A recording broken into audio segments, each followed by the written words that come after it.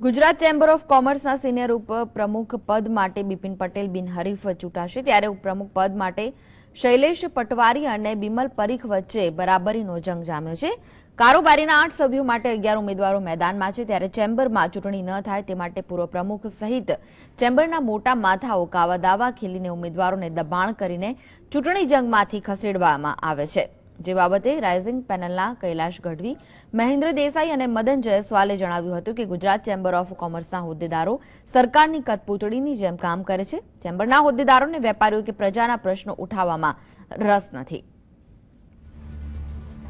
Gujarat chamber of कॉमर्सना प्रमुख राकेश शाहना स्थाने सीनियर उपप्रमुख रोहित पटेल प्रमुख बनशे त्यारे सीनियर उपप्रमुख पद माटे बिपिन पटेल बिनहरीफ चूंटाशे। उपप्रमुख पद माटे शैलेष पटवारी अने बिमल परीख वच्चे बराबरीनो मुकाबलो छे। कारोबारीना 8 सभ्यो माटे 11 उमेदवारो मैदानमां छे। गुजरात चेम्बर ऑफ कॉमर्सना इतिहासमां प्रथम वखत नवा बननार रोहित पटेले तेमनी पेनल मैदानमां उतारी छे त्यारे तेमनी सामे कांग्रेसना सीएसएलना कन्वीनर कैलाश गढ़वी, मदनलाल जयस्वाल अने महेन्द्र देसाईए चूंटणी जंगमां झंपलाव्युं छे जेने परिणामे पूर्व प्रमुख अने तेमनी टोळकी चेम्बरमां चूंटणीने बिनहरीफ करी शकी नथी। राइजिंग पेनलना कैलाश गढ़वीए जणाव्युं हतुं के चेम्बरना होद्देदारो येनकेनी प्रकारे वेपारीओ अने प्रतिनिधिओ पर दबाण लावीने चेम्बरमां चूंटणी थाय तेम इच्छता नथी। चेम्बरमां आईटी अने फार्मा सहितना क्षेत्रोमां रिसर्च विभाग शरू करवो जोईए जेथी वेपारीओ अने उत्पादकोने लाभ थाय। गुजरातना वेपारीओ पर गुजरातनी आम जनता पर जे लाइटनी अंदर टोरेंट पावरनी अंदर के जीबीनी अंदर जे असह्य चेम्बरना होद्देदारोने वेपारीओ के उत्पादकों के प्रजाना प्रश्नोने उकेलवामां रस न होवानो तेमणे आरोप लगाव्यो हतो। चेम्बर हवे पॉलिसी मेकर नहीं पण पॉलिसीने फॉलोअर करनार बनी गयुं होવાનો पण आरोप लाग्यो छे।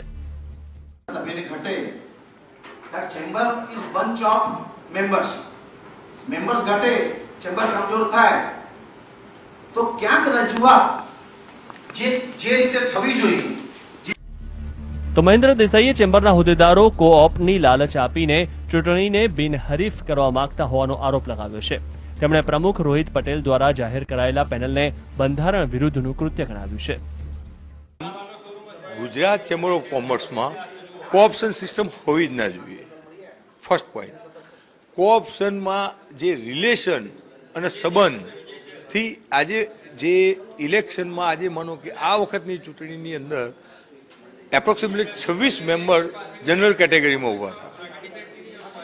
હવે એ 26માંથી આજની તારીખમાં 11 રહ્યા એટલે 11 રહ્યા તો આ દરેકને બેસાડવાનું કારણ અથવા બેસી જવાનું કારણ શું અને ફોર્મ ભરવાનું કારણ શું? આફ્ટરઓલ વેપાર છે, વેપારીઓ છે અને વેપારીનું મંડળ છે તો આ શેના માટે કોઓપ્શન। જ્યારે મદન જયસ્વાલે જણાવ્યું હતું કે ચેમ્બરના હોદ્દેદારોએ રાજ્ય સરકાર દ્વારા પેટ્રોલ ડીઝલ પર ઉઘરાવાતા ઊંચા વેટ દરનો વિરોધ કરવો જોઈએ। અલગથી ચૂંટણી લડવાનું કારણ એક જ છે, જો ગુજરાત ચેમ્બરમાંથી ગુજરાતની અંદર જે વેટ વધારો, જે ટેક્સનો કોર્પોરેશનનો જે અસહ્ય ભાવ વધારો, લાઇટનો ભાવ વધારો, આ બધી વસ્તુઓના લીધે પ્રોડક્શનની કોસ્ટ વધી જાય, ગુજરાતના વેપારીઓને એના લીધે કામ ઉપર ભારણ પડે, પ્રોડક્શન ઉપર ભારણ પડે અને ઓવરઓલ તો જે બી બોજ આવવાનો છે એ પબ્લિક ઉપર આવવાનો છે। આ પબ્લિકને આવતો બોજ ઓછો થાય અને એની અંદર પબ્લિક બી રાહત અનુભવે, ગુજરાત ચેમ્બરના મેમ્બરો પણ રાહત અનુભવે, ટેક્સ ઓછો થાય, લાઇટના બિલો ઓછા થાય।